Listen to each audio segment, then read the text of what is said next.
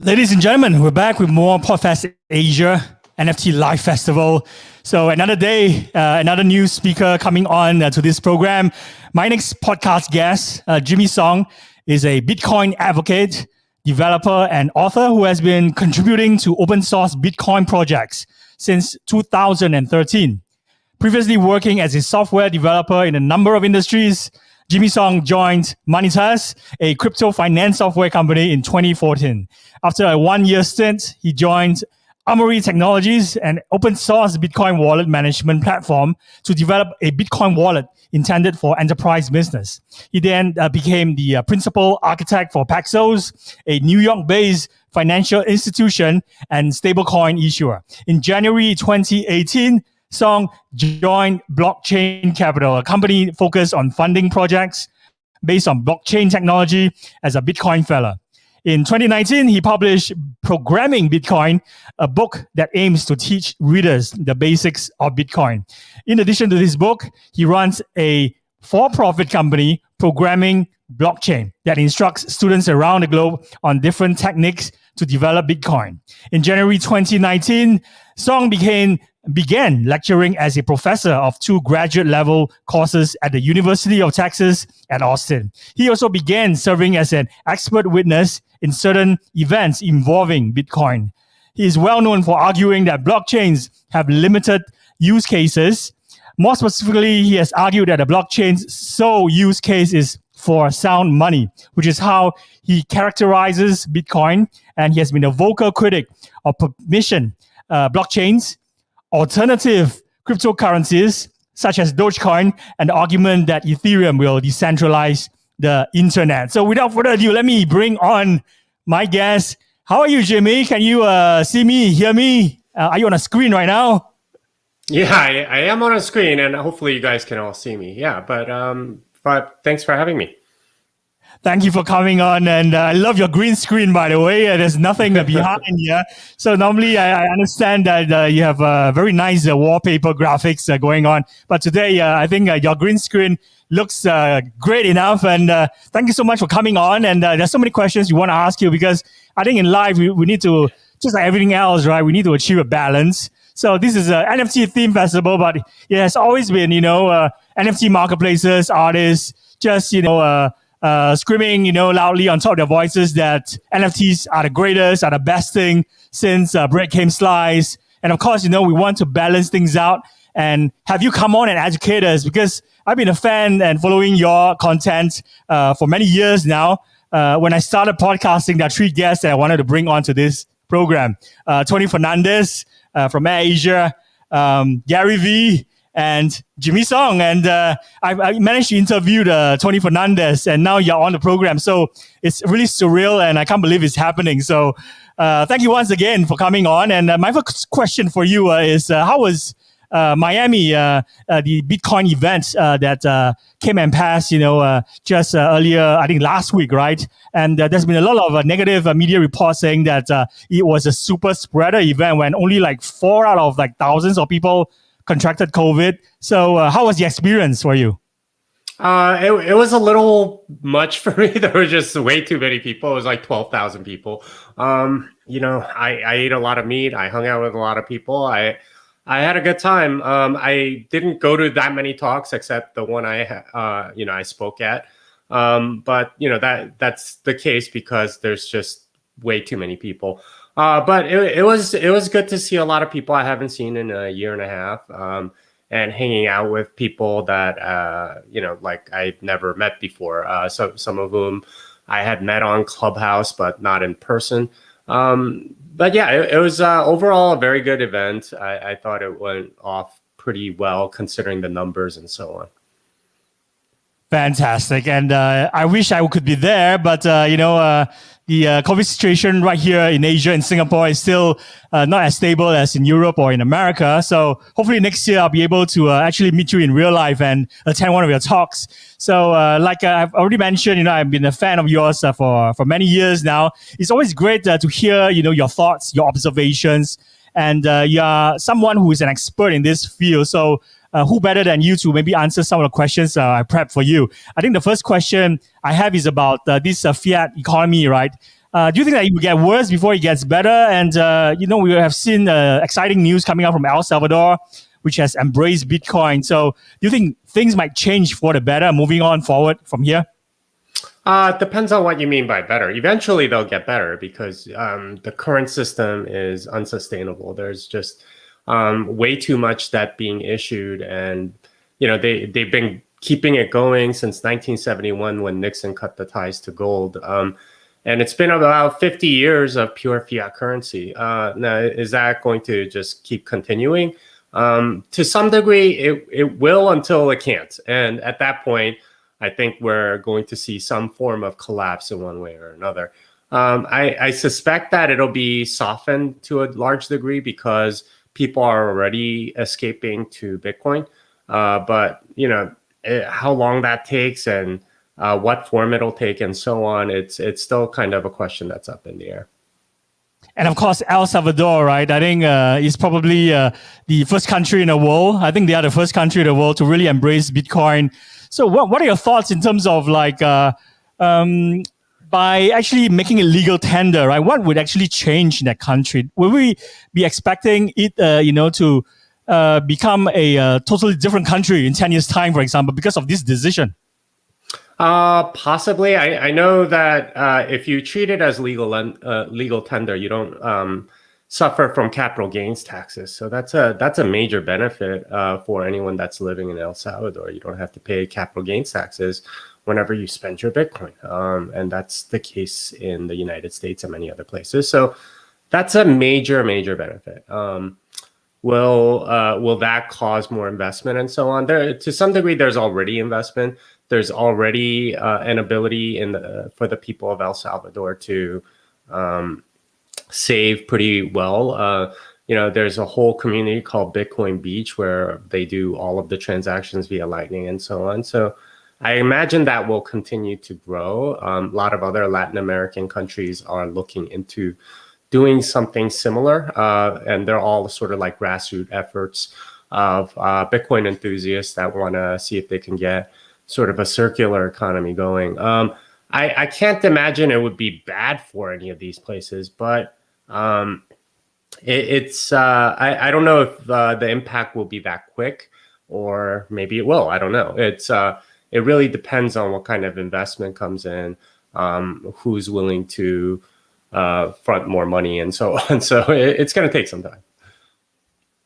That's fantastic. I think it's very valid observations that you have, and somehow some of your comments. I think in earlier podcasts that I've consumed before, going on live, right? I heard that you're also pretty cautious in terms of like countries that are endorsing Bitcoin, and you actually don't think that many countries like Brazil, Argentina, or even Paraguay, these countries like that, right? They would actually jump in and join El Salvador to be embracing a Bitcoin in a big way, in a very near future.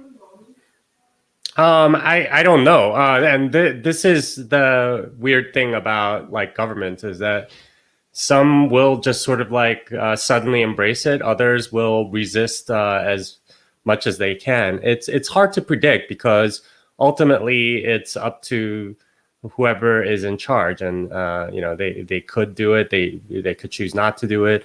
They're obviously benefiting from the current system, but they're also hurting from the current system. So it's really hard to tell, and oftentimes these come down to local political situations and things of that nature. So I don't know if I can really make any predictions there. Okay. And you also mentioned in other podcasts that you appeared on, and even in some of your panels during Bitcoin Miami, right? You did mention that, there are, in terms of like the inflationary prices, right? Especially for raw materials and resources, everything will be actually going up in the next 21 months, for example, because, the decision by US President Joe Biden, pumping, $6 trillion, I believe, and actually going to be spending money that they actually don't possess and overworking the money printing machines, right? That is actually something that is not going to reimagine the economy, but in fact will actually be the start or the beginning of the death of the fiat economy. Is that right? Yeah, well, I don't know if it's going to be the death, but it's certainly going to put some strains on it. We're already seeing shortages all over the place: lumber, aluminum, copper, plastics, silicon chips, and many other things. And they will trickle to other parts of the economy. If you want something kind of expensive, you're not likely to be able to get it without some connection. So if you want a new car, for example, most car dealerships don't have much inventory, and so it makes getting a new car kind of difficult unless you happen to buy the one that's already on the lot. And this is how inflation tends to show up, is with shortages, because people don't want to pay more than they're used to, and the manufacturers then don't want to produce. So that causes prices to go up, but only after a shortage. And people sort of bid it up after, oh, okay, there's no more here, and so on. So that seems to be what's happening. Whether that results in sort of like more hyperinflationary episodes or not, that's we don't really know yet. But there has been a lot of money printing, and that does have consequences. We just have to wait and see. Interestingly, you mentioned about cars, so I think this next question is a nice segue into, because I'm going to be asking you about your favorite term that you always use, which is centralized Uber, right? Why do you think a decentralized Uber will work better? Well, it's possible that you can get a decentralized Uber. The thing is, whenever you have any centralized entity, they capture a lot of the value. So Uber, the company, has captured a significant amount of the value between the driver and the passenger. So they take some cut, and really all they're doing is coordinating, which is not simple, honestly, but still they're capturing a significant amount of the value. And this is sort of the technologists or technology companies, profit model and so on, is capture as much value as possible. I think in any sort of decentralized system, a lot of that value doesn't get captured by a central entity. Instead, it goes to the people that are actually doing the work and so on. So I suspect that we'll see more of that going forward, where the people that provide the goods or services capture more of the value instead of these giant corporations that capture the labor of a lot of these people. So that's what I suspect, but I don't know if a decentralized Uber is necessarily in the works. From what I've studied, they seem to be essentially subsidized through fiat money printing to a large degree right now. Which means that, or in other words, right, having a business sitting in the middle that captures value is actually a really bad idea, versus having more direct consumer to consumer or to producer interaction with value going straight to the producers. And that work better as a mechanism in creating wealth for everyone, right? Instead of a few people hoarding wealth in companies like Uber, for example. So that actually brings me, to ask you the next question about NFTs, because we know that it has somewhat, become popular, and it's actually one of the reasons why I actually run a festival around this theme on NFTs, which is an excuse for me actually, to spotlight artists who I absolutely love. But I'm also concerned because there are basically too many people saying only good things about NFTs. So I think it's very important maybe to get your thoughts and your observations about this topic about NFTs. Why, NFT is not the only mechanism or vehicle to actually sell their art, and having, this sort of consumer to consumer or to producer interaction, and actually, monetizing, their art, and seeing value going straight to the artist. There must be better solutions than NFTs, right? Yeah, I don't think NFTs solve anything. I mean, the thing about NFTs is that it's not the bits on disk. If you're selling a JPEG or a song or something like that, it's not that. It's not the actual bits on disk, because anybody that can click save as, you can go get an exact high fidelity copy that's a perfect copy of the original. It's definitely not that. It's also not like some intellectual rights or something. You're not getting the right to be able to print T-shirts with that piece of art or something like that.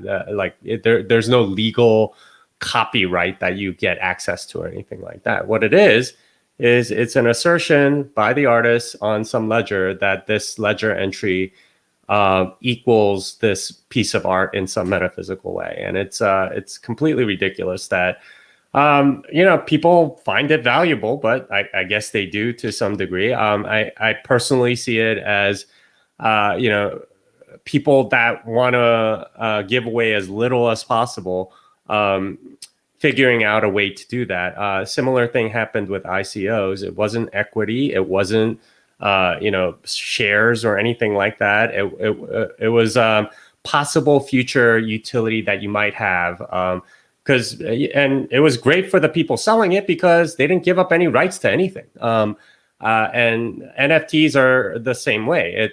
You're not giving up rights to anything. It's just a ledger entry, and that's it.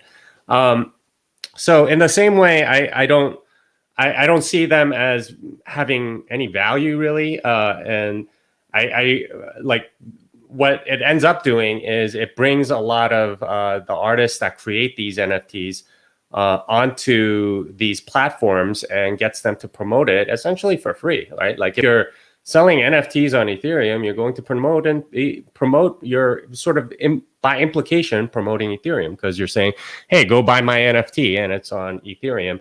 And this is something that I wrote a while back is you end up serving that platform more than anything else. And it's kind of a very clever way for Ethereum and other platforms to promote their own platform without it costing them much. It's like, hey, you can sell your NFT on our platform and make some money. But I mean, like, there's just more or less now an infinite supply. They're not scarce at all. Anyone could just go create an NFT. And in fact, like, we've seen like millions of really crappy NFTs, right? Like Gary V like drew some picture and said, I'm selling this as an NFT. Isn't that so cool? No, it isn't. It's not cool at all. I think it's stupid. And that's NFTs like pretty much right now is art that doesn't mean anything, that isn't scarce, that anyone makes, and like it was popular for about a couple of months, but it's now no longer popular for a reason. It's because people are recognizing, oh, it's just a ledger entry and it's a mere assertion. It has nothing to do with the art other than by convention, by the artists say so and so on. So yeah, I don't see NFTs as valuable in the least. It's so refreshing, to hear the other side, because we have only heard good things so far during this festival. And I do kind of agree with you that, if there's no scarcity, right, that is a problem. So, but you did mention about Gary Vee as well. He has actually successfully, launched his V Friends, I think, his doodles, right? But the main selling point are actually not his doodles, are actually the other things that are attached to the digital collectible, which are attached to real life things like, entrance or passes to his V conference, or even access where you can actually, if you want to actually do a podcast with him, right? The only way to do it is to buy his NFT so that you can actually have dinner with him and maybe then record a podcast episode with him. So he's definitely a really, really, great person when it comes to marketing, and he's probably one of the great marketers of our time. So, there are definitely, two different sides, of course, the good and the bad. And there are people who are, of course, laughing all the way to the bank because some of the NFTs that purchased have actually grown by 3x in a short space of a few months, right? And actually seeing a lot of action in the secondary market. So if not NFTs, what are the alternatives for artists? Do you think that there are actually better, solutions and alternatives for artists to really see ways to monetize their work and actually monetize from their creativity? I mean, that's any business model can work when you can print your own money, and that's sort of like the taste that a lot of these artists are getting through NFTs, is that the people that are buying their NFTs are the people that printed their own money in Ethereum or whatever. It's the Ethereum whales that bought it, and they're like, okay, now you can come on our platform and promote our platform. And they've more or less sold their soul in order to go and make a little bit of money. But you know, this is the dilemma for every artist since the beginning of time.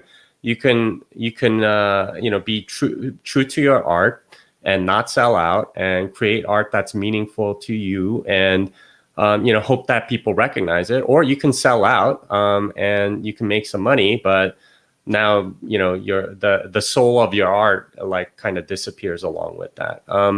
And the unfortunate reality is a lot of artists seem to be willing to sell their souls, so that they're willing to sell out so they can make a little bit of money. And you know, I mean, I'm not saying that this is necessarily like evil or anything like that. But I mean, like, you became an artist so you can express something and be true to whatever it is that you wanted to express.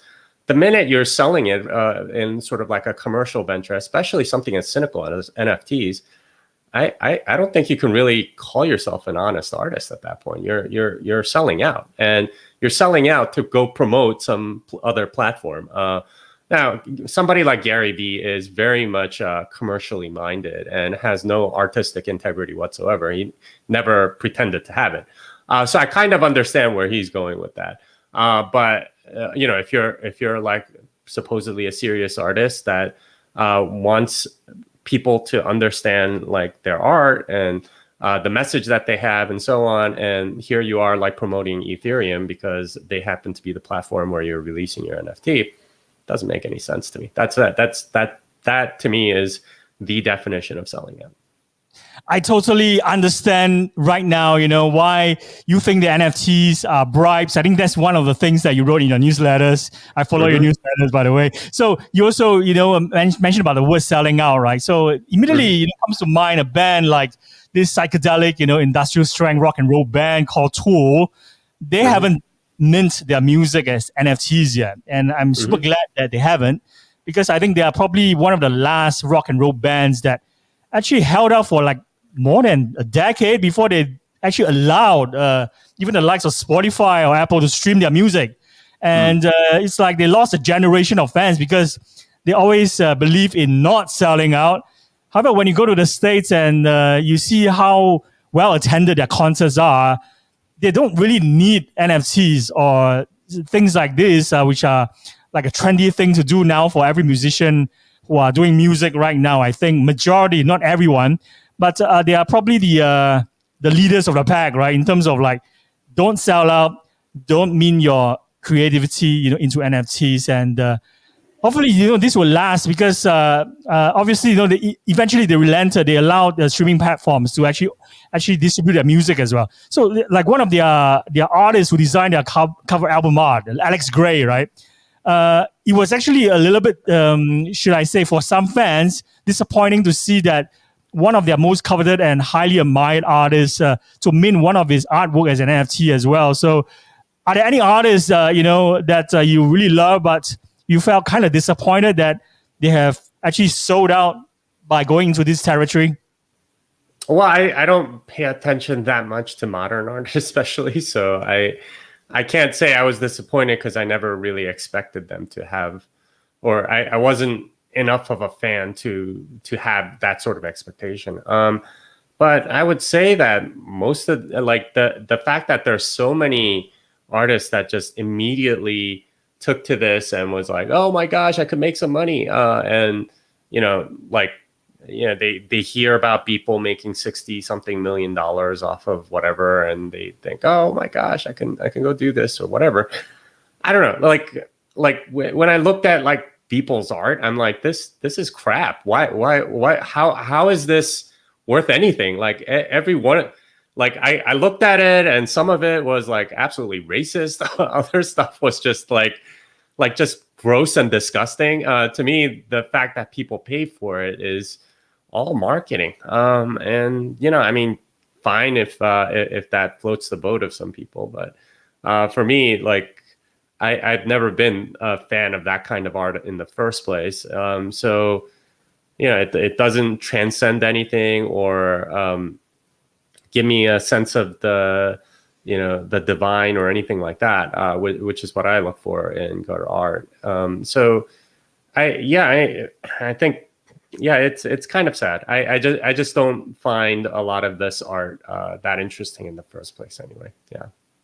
I think art is always like very subjective, right? And beauty lies in the eyes of the beholder as well. So definitely there are NFT artists or listeners who are replaying this podcast who don't agree with you, but there are some aspects that I agree, and I actually really appreciate and respect your candor and your honesty in speaking, what you think is the truth. And one of the things that I actually can be 100% aligned with you is when you think that, artists are being exploited to actually give credence to a platform, for example.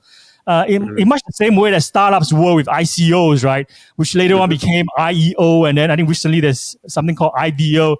I remember, I took, that step of actually working for an ICO exchange based in China for a short period of time. I think way back in 2016 or 17. In my gut feel was that this isn't right, and I was, employed to actually do marketing campaigns for them. And in the end, I didn't do much campaigning because I felt this is so scammy. But something positive came out of that experience because I actually started podcasting during that time because the only campaigning I did was to interview people and just, getting them to share their stories. Why are they choosing, ICO as the way, to raise money, for example? And it actually started my podcasting career. So my next question for you is, how does Web3 and NFTs come into the Bitcoin ecosystem? I don't think NFTs need to come into Bitcoin at all. Just like ICOs don't need to come into Bitcoin at all. But like for me, the real Web 3.0 is stuff being built on top of Lightning. You don't need an extra token or anything like that. You just use Lightning as sort of like a real decentralized web where you have the ability to pay for data or pay for services and so on a native Lightning layer.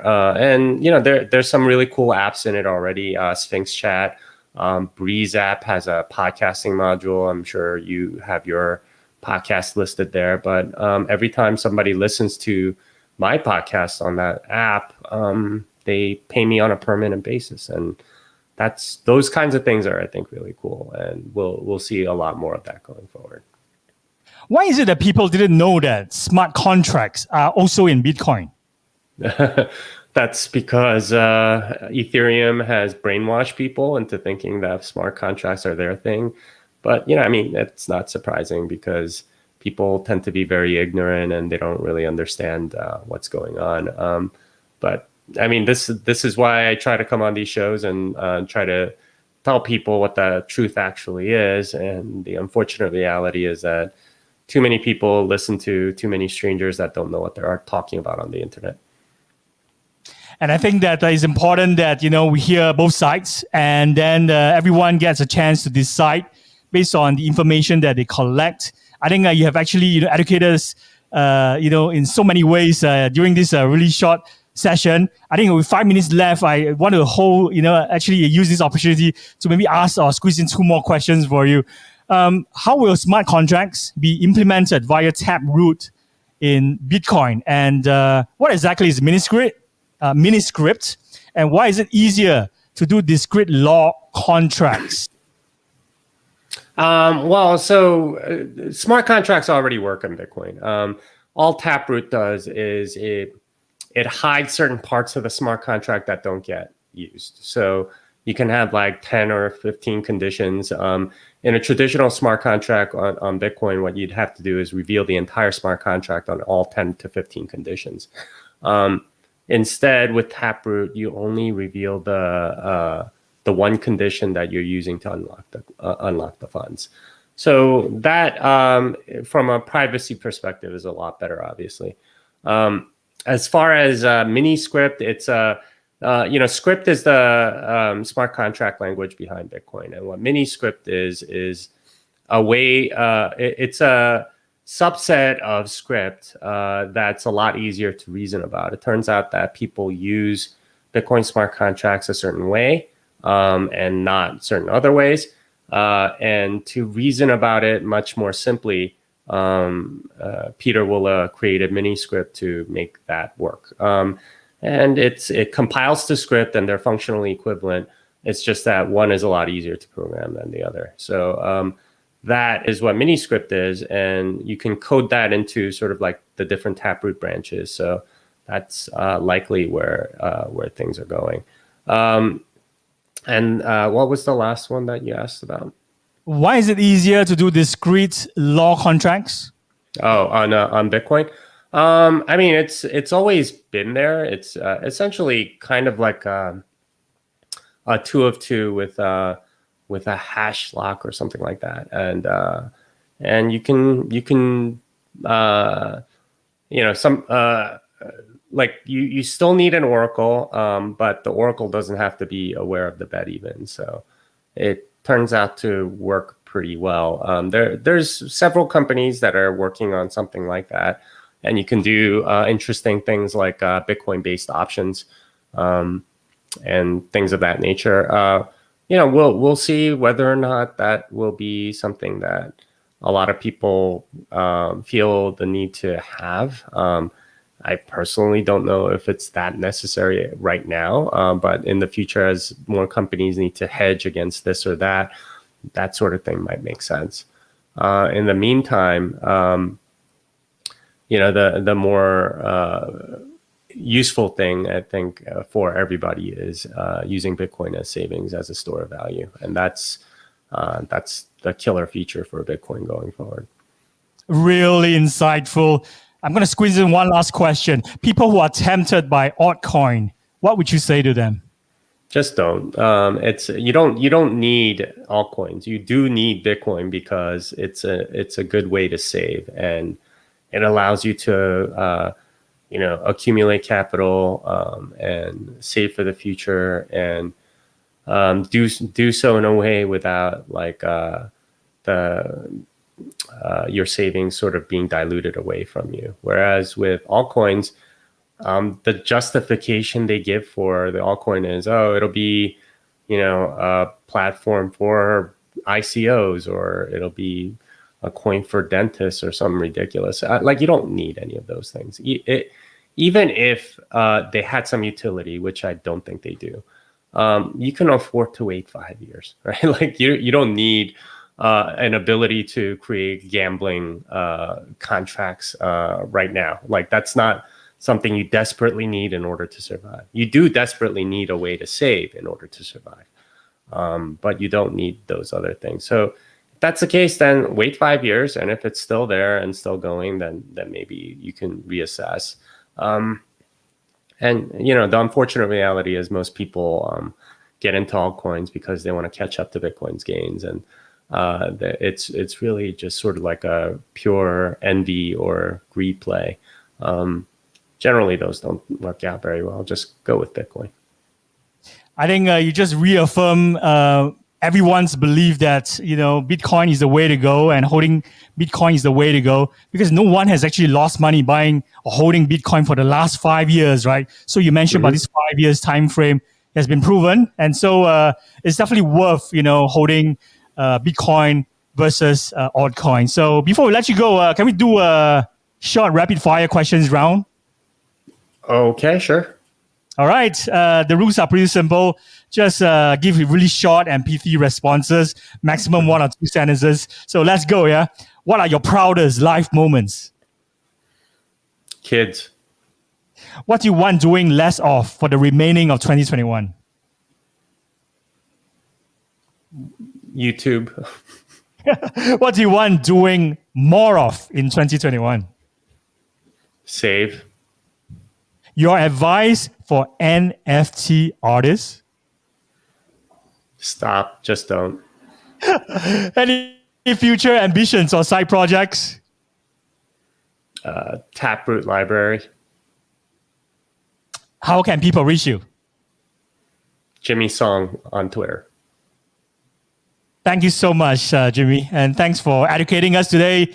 It's really refreshing, and to hear the other side as well. So I really appreciate you. And I hope, in the future, we can do this interview in real life or next time when I attend one of those Bitcoin conferences. Hopefully the one in Mexico, which you'll be speaking at, I think in Mexico, right, in August. So there are so many events where we can look out for your appearance and for your input and valuable observations as well. So thank you so much. Any last words or message for our listeners who are replaying this on your AirPods or smart speakers later on? Just look into Bitcoin. All the other stuff is noise. Fantastic. Thank you so much. Bye-bye. Bye-bye. Cheers. And that's Jimmy Song, Bitcoin advocate, developer, author, bringing the other side of the arguments. And of course, it's great that we're able to balance it out so that we don't go overwhelmingly positive about NFT tech. It's good to hear both sides and present it to the listeners so that you can decide for yourself. And I'm going to introduce my next guest. Her name is Ceslie, and I'm really excited to bring her on and to tell us, some of her recent projects, especially, this NFT marketplace that she's involved in. But before that, here's a little public service announcement. So please bear with me for the next 2 minutes. So my name is Wayne. For those who are unfamiliar with PodFest Asia, I'm the founder of PodFest Asia. Just want to take a second to thank you for watching this live podcast taping or listening to this podcast replay.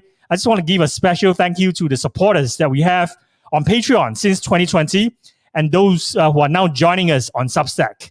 Our Patreon and Substack accounts make this podcast possible. It makes all these interviews and all of the thoughts that you hear right here possible. So we are very grateful to everyone who supports the creator economy and the myriad of new shows that we recently launched. So if you would like to support, you can go to podfestasia.substack.com to become a supporter, get access to some cool bonus episodes that we release every month for supporters only. And you could even get access to our free NFTs of the month club. So we send out really cool digital collectibles every single month. And it keeps my mouth talking, keeps my head giving and taking, and keeps all this going. So if you like this podcast and you want to show your support for the podcast, we would really appreciate it. And that's the message before I bring on my next guest. Ceslie Armstrong is the Vice President of Content and Executive Producer of Cheeze Incorporated. She's going to be joining me shortly, and she currently heads up the Cheeze Content Studio and Originals Division, and all things content related for the company globally that is based in New York City and Dubai. Say Cheeze, backed by a world-class team, including Guy Kawasaki and Netflix co-founder Mark Randall. The tech-forward media and entertainment company Cheeze Inc. builds apps and technologies to support and progress the democratization of storytelling through powerful imagery and community engagement.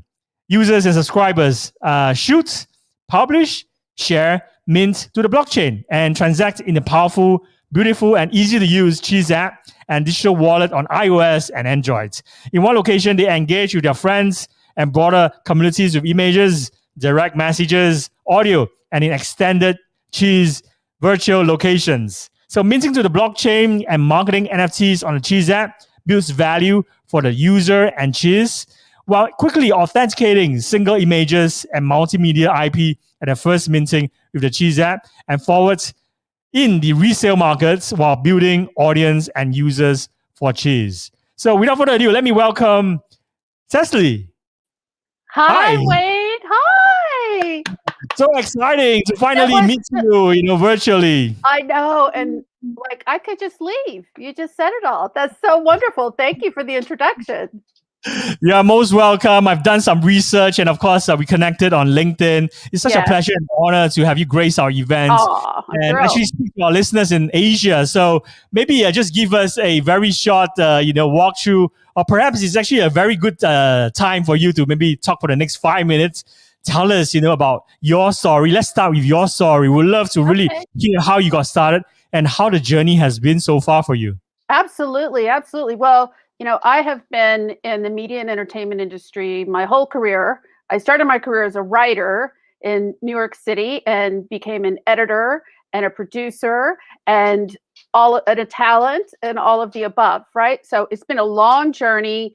And really, it's just doing the same skill sets very well, if I may say, with other people. It's all about the editorial team and the storytelling team, but doing that across different platforms and disciplines. Wayne, I remember when I was working in New York as an editor, as a fashion editor and a women's editor for the big magazines like Marie Claire and Cosmo and Glamour and all those big magazines.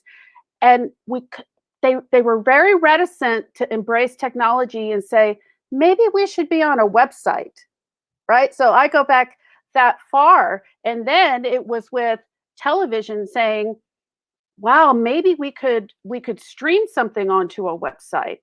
Well, I produced and hosted a 6-camera, 8-episode series show in front of a live audience. And at the end of the day, when we went to publish it with our publishing partner in BC, we couldn't get it through the pipes because of compression technology.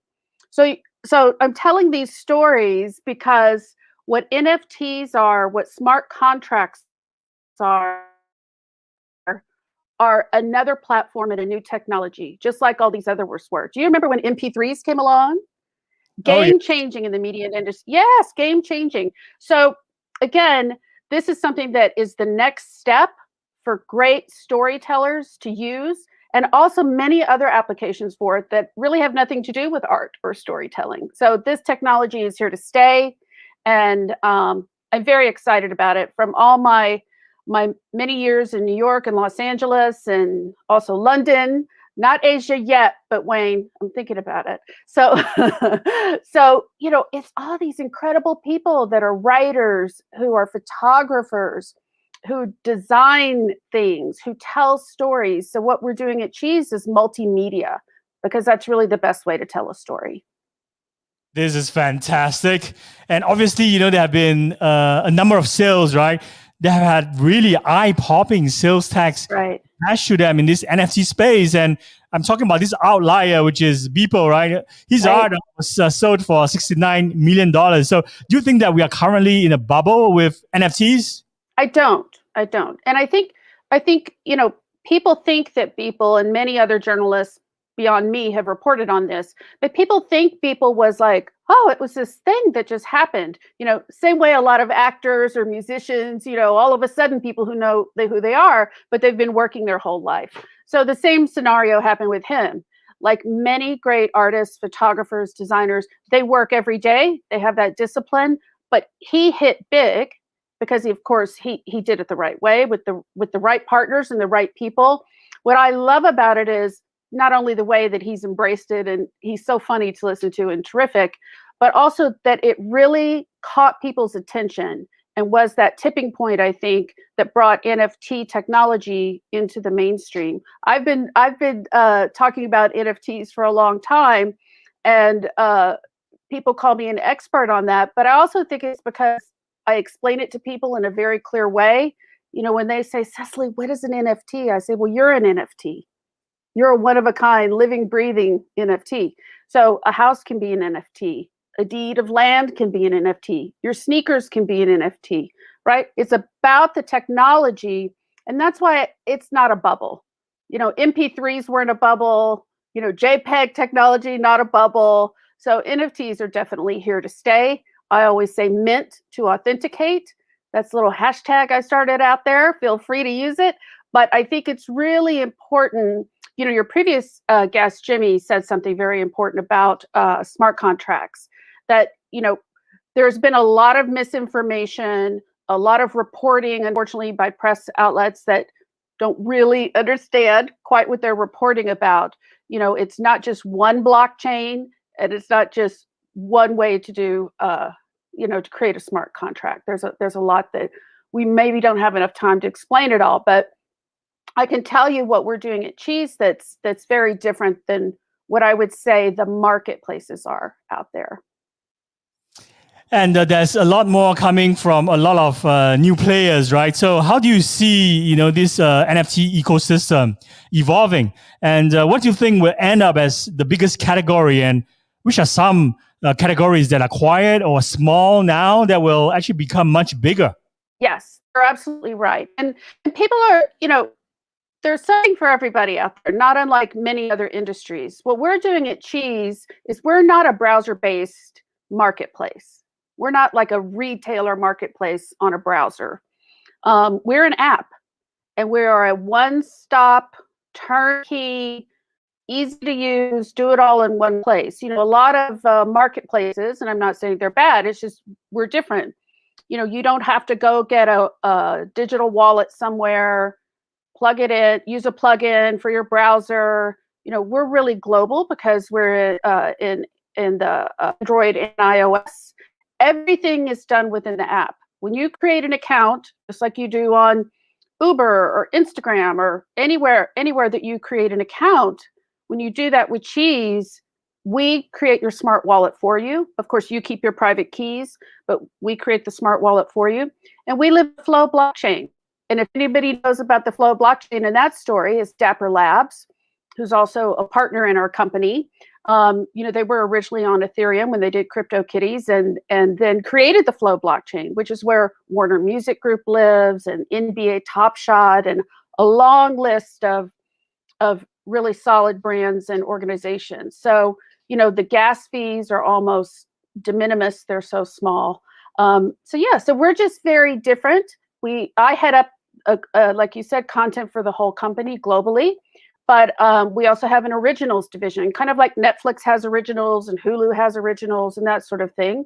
So you can go to our website, cheeze.com. You'll see at the bottom footer, click on originals. And if you're a photographer or an agent, you'll see when you get there, you can fill out the application. And that's where we will be building multimedia, very high production quality stories that will turn into NFTs. We lead with photography first, to answer your question about categories. And that's why the company is called Cheeze, like say cheese. And the reason for that is we really feel a picture can say a million things. This is a million words, I think a million things, right? And so I think of it also in terms of, when you see a big, beautiful, glossy magazine or book, and there's that cover image, and it really brings you in and you want to know more. Same thing happens with, album covers and posters and all kinds of things. And you think, what's the story behind that? Where did that come from? Tell me more. Well, with the way we're producing NFTs in the originals division, you just kind of click on it, and we have these unlocking capabilities that happen with NFT technology. It can be a physical item.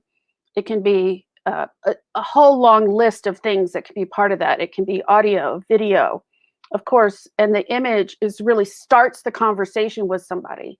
So we will, for the originals partners and artists and people who we're working with, we will on the website have a very rich, beautiful section that shows sort of like a catalog for an auction. Ahead of time, it shows you in a big, beautiful way what you're looking at. So we will be doing that. But all the transactions are on your smartphone. I mean, Wayne, we're so used to doing that now. We've got Google Pay and Apple Pay and, PayPal and Venmo. So it's the same thing. You'll be able to transact and do everything in your smartphone. This is brilliant. And you're getting us, all excited right here in Asia. So what are the generic possibilities of NFTs, and what are the things that you can layer on, especially on the programmability of NFTs? Right. Well, I think what I always say to people, Wayne, is step back, think about IRL, in real land, in real world, IRW. Think about where you are now and what's valuable to you now, right? Get animated art out of your head. Think about what's important to you now. Is it land you own? Is it a photograph that your auntie gave you? Is it a short story that you wrote? Is it a piece of valuable jewelry? Is it something that you need, or is it a bottle of wine? We're right now talking about the importance of minting wine to the blockchain to authenticate it, because there's a lot of theft in that industry. So all of these things are use cases for NFTs.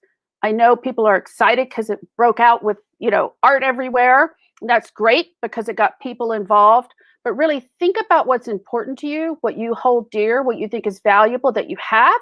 or that you want to create. One thing I have to say as an editor all these years, and I've had the great fortune of being a creative director for some of the biggest photographers in the world. And when I see them posting rare images on other platforms, I just want to call them and say, stop it. You're giving away your IP. Why are you doing that? So the difference is with us being photo first, you can take images, you can upload images, video too, and we don't own any of it. We're the tool, the service that you use, and you're able to mint, to authenticate to the blockchain. You put in the metadata you want. It's part of using the app.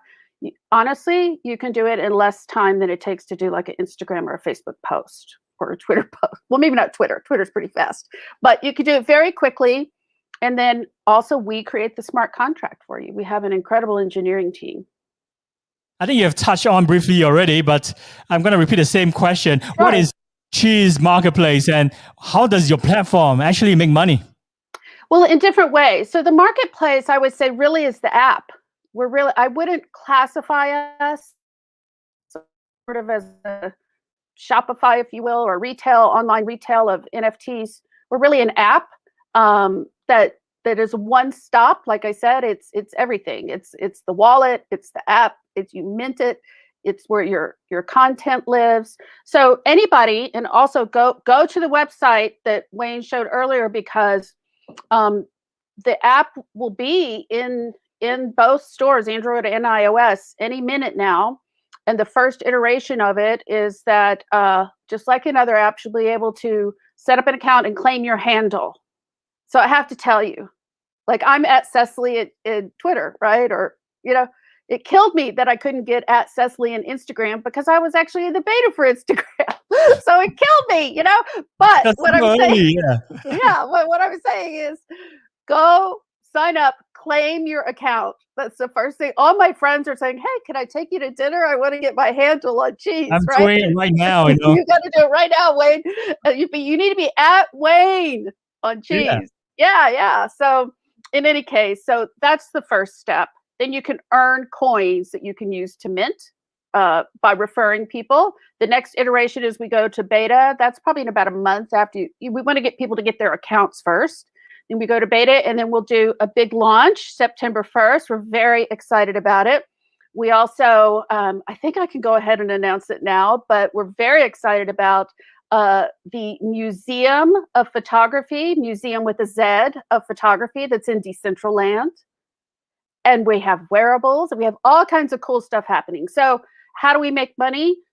On subscriptions, on the fees. When we kind of invest up front. We want great people on board, especially for the originals, but we want general users on board. So we don't really make any money unless those NFTs sell. So we have an interest in having great NFTs on Cheeze. And then we have ancillary things that we're bringing on, marbles we love games. So Cheeze will have a very prominent, and I can't announce it now, but Wayne, maybe I'll give you the scoop. We'll come back on and announce the photographers that we're working with for our museum launch in Decentraland. And there's a bar and a club on top. So we're going to be doing a really cool party to launch. Wow.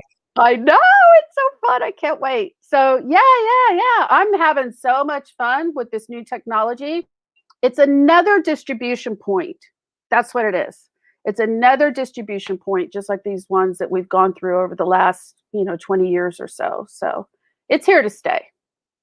And it's definitely very exciting, for us to be able to be part of that, flurry of activities, to actually launch some of your, partners, as well as all these exciting features on your platform in a really huge way, right? And I think getting us involved as well, and then podcasters from this part of the world, I think we're all, excited to be part of it and be able to amplify, what you're bringing to artists in this part of the world. So, my next question for you is about how artists can actually directly monetize their work and even leave their work in an entirely new dynamic that before, what are the factors that actually bring about this creator economy trend? Right. I want to answer that. And I want to go back a little bit on podcasting, but that also leads to this. I've been in podcasting since it started, back when it was, internet radio on Apple, and then it became podcasting. And I was the founding co-chair of the Digital Hollywood Podcasting Summit. So today, actually, for those watching on replay, it won't be today, but if you're live today, we announced a partnership, the official agent with John Keary, which is an amazing company founded by someone called Ryan Taylor Rose. And he represents a lot of podcasters, from celebrities to fiction to all kinds of podcasting. And so we are onboarding podcasts to Cheeze. So yeah. So that's pretty cool. And also we're excited. We will be announcing it in about 2 weeks' time, but we're building a podcast network that will live on Spotify. It'll be distributed everywhere. And we will have the Cheeze Podcast Network. So, Wayne, I'm going to have you come on one of our shows for sure. So, yeah, there's great ways to monetize. And I think, again, think back to the real world of the opportunities to monetize your work, and then take it a step further. The cool thing about this technology, not unlike what has happened over the last 20 years, where you really don't have to go through a gatekeeper, right, to get your work out there. How many incredible photographers, writers, artists, musicians, podcasters, all kinds of people that we never hear from because they kind of couldn't go through the system. They had to break down walls and barriers. So that's why in the introduction that you read that said the democratization, that word is so important in our corporate culture, because we feel like we're providing a platform for everyone. And we'll be here along the way. You'll see a lot of information on cheeze.com about how to monetize, all kinds of stuff. We're working in more of a journalistic sense and editorial sense. And then we also are working with brands. So we're bringing on some pretty cool brands. And brands need content to monetize, right? So the content will drive the revenue. So what I always say to people out there saying, I can't seem to, get a brand to sponsor me. Don't focus on the brand sponsoring you. Focus on your content, because content drives engagement and content drives revenue.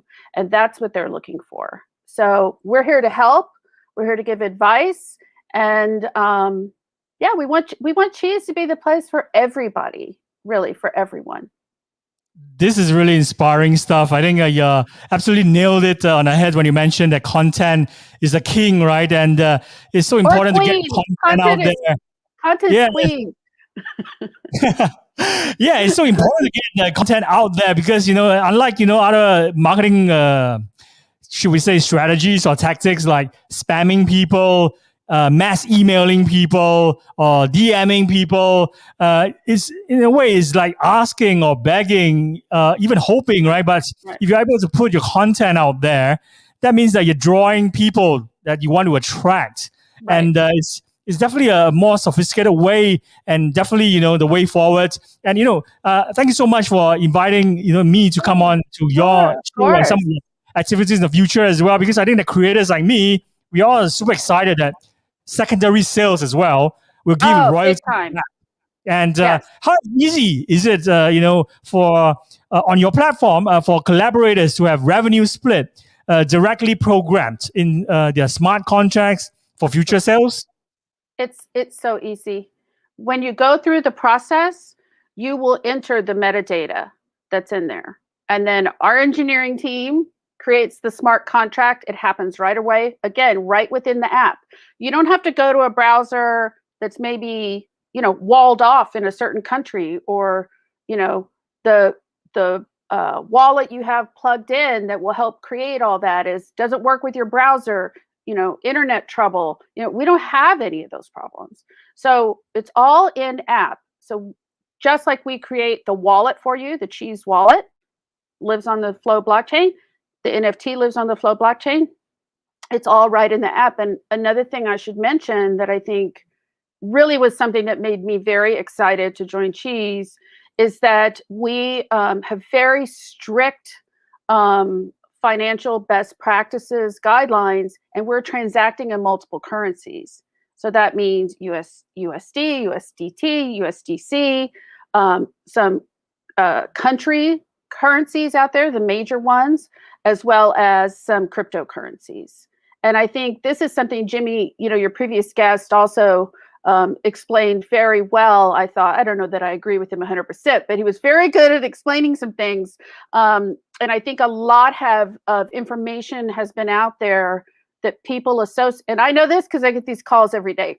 People associate that they have to be only on one blockchain, use only cryptocurrency, and only a certain cryptocurrency. And that's good marketing for those marketplaces, but it's not actually the rules. There's no rules on that, right? So with Cheeze, you'll be able to transact in multiple currencies. And so we're super excited about that. This is fantastic. And my next question is related to the metaverse. I think everyone have different definitions for the metaverse, right? In fact, I think we're already in the metaverse because this is actually a 2D form of metaverse where this is we're either, hanging out, or maybe interacting with each other using WhatsApp, or we are doing this particular podcast in a virtual studio using StreamYard. We're already in the metaverse. So, in terms of how creators can play in this space, right?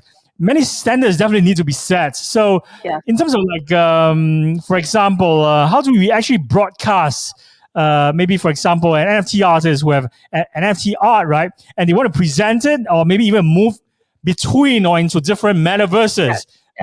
Maybe from one metaverse to a different metaverse and moving into different type of experience. So how do you make sense of that? And how do you actually help them to actually be able to transition, really smoothly?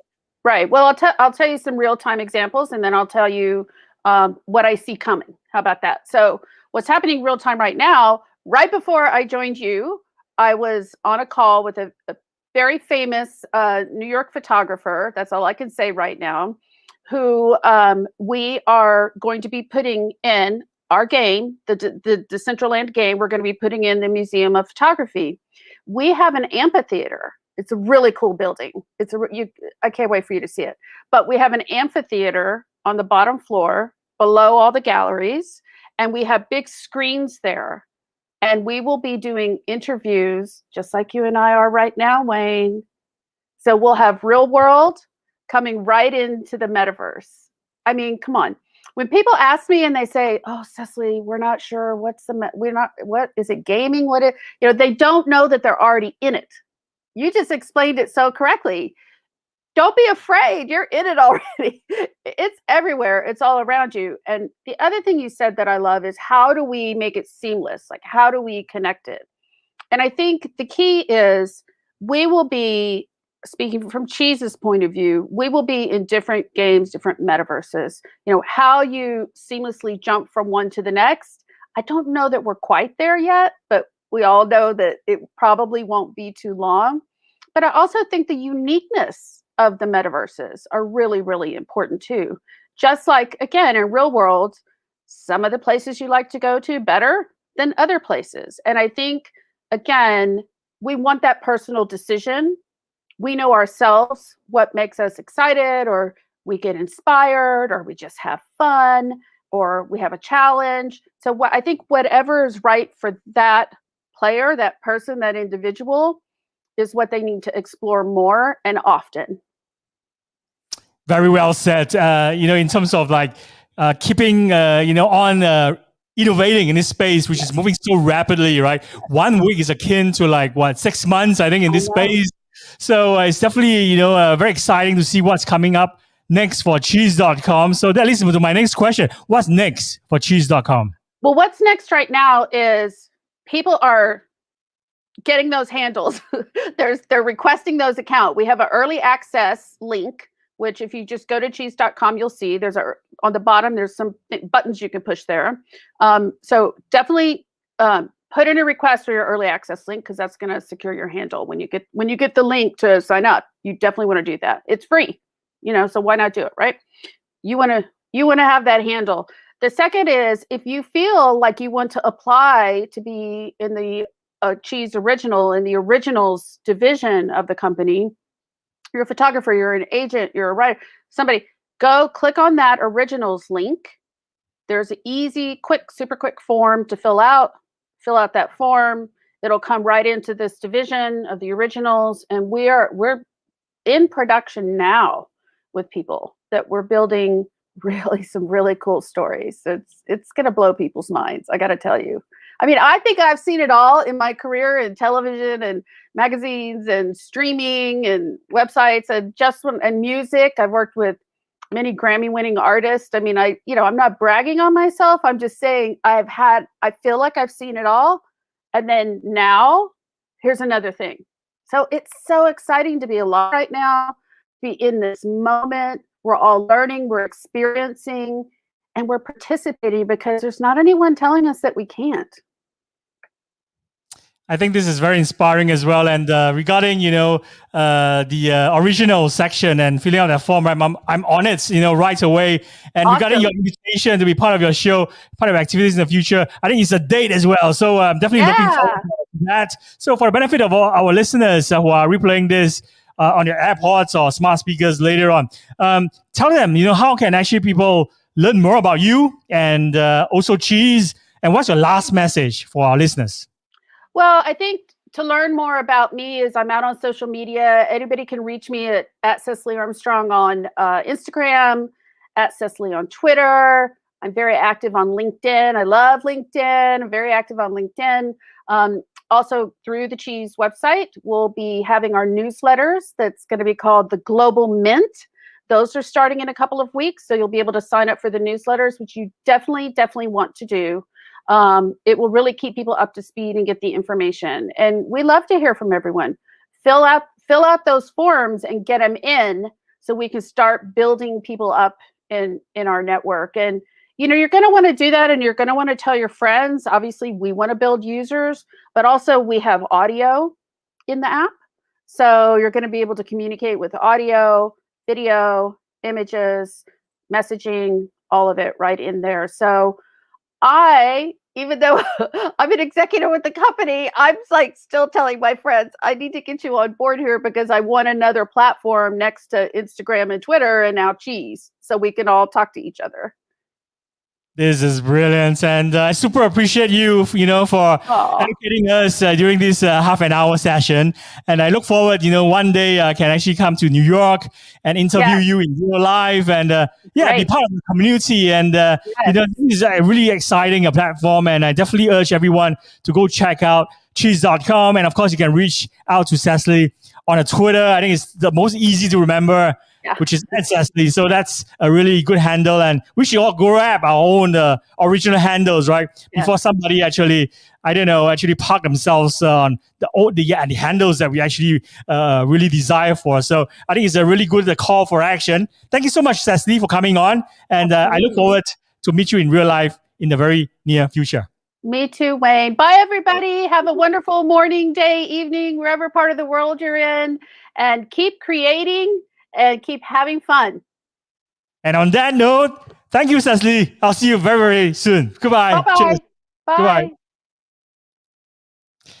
That's Ceslie Armstrong, who's the Vice President of Content and Executive Producer of Cheeze Inc. So that actually brings to the end of day 12 of our NFT Live Festival. And we have been doing this ever since a month ago in May.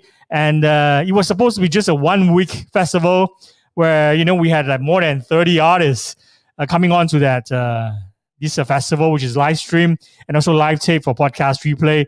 But in the end, because we get so many overwhelming messages and DMs from people who want to come on, we decided to actually turn this into a weekly festival. So it's now a ongoing running festival. And we're also very excited to announce more shows and events that we'll be doing, in the weeks to come, especially in June. We're also launching another festival called the Metaverse Festival, where we actually talk to VR, AR experts and people who are actually developing really cool projects in the metaverse. So stay tuned for that. More news to be announced.